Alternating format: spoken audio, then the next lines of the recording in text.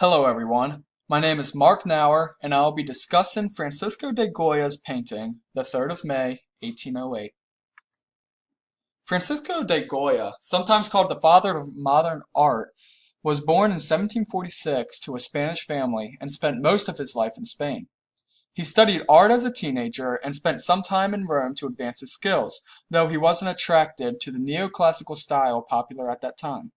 Goya worked for the Spanish court even under the influence of the Bonaparte regime, which Goya despised. This leads to one of his famous paintings, the 3rd of May, 1808. The historical depiction of this painting is based on the French invasion of Spain, where an alliance was broken, a revolt broke out, and thousands of rebels were massacred. The painting you see here is Goya's The 2nd of May, 1808.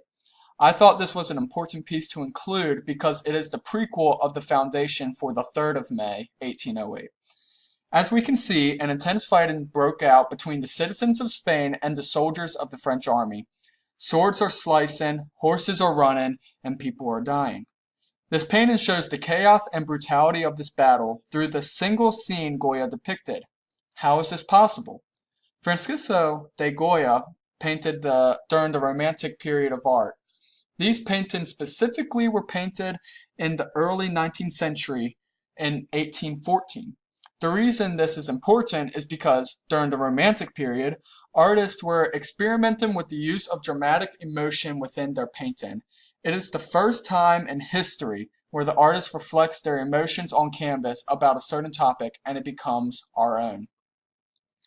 As we transition to Goya's The 3rd of May, 1808, we begin to see that Goya is sympathizing with the rebellion. We can feel Goya's anguish through the terror of the victims about to be executed. As we zoom into the face of these victims, we can see the detail Goya provided to express their emotions. However, these emotions do not reflect terror, but of sadness.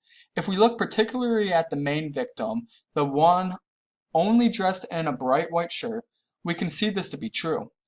What we also see, as described by the Khan Academy, is a representation of Christ sacrificing himself for the good of his nation.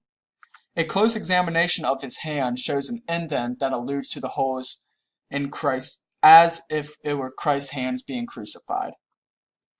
What is also important to notice is the source of light Goya uses to illuminate his scene. In particular, there is a strong contrast between the night of the sky, where the stars are hiding from this atrocious scene, to the lights of the victim, lighting the oppression of the victims and making the mood feel solemn and hopeless. However, the light shines on these victims in a glorious fashion, as if to symbolize that God's light is shining on them. Another important aspect is that the heads of the soldiers are turned away from us. Could this mean the ignorance of the French army towards the cruelty of the rebels? Perhaps they look the other way and not acknowledge what is happening in front of them. Whatever the true reason behind this is what we know that the soldiers are treating these humans as pigs waiting to be slaughtered. The impact of the Romantic period and its values are clearly seen in Goya's paintings, the main aspect being that we can feel the outrage of tyranny and the cruelty that Goya transferred to us through his artworks. The textbook says that his emotions become our own, which is a major aspect of the Romantic period. Nothing in his paintings is idealized.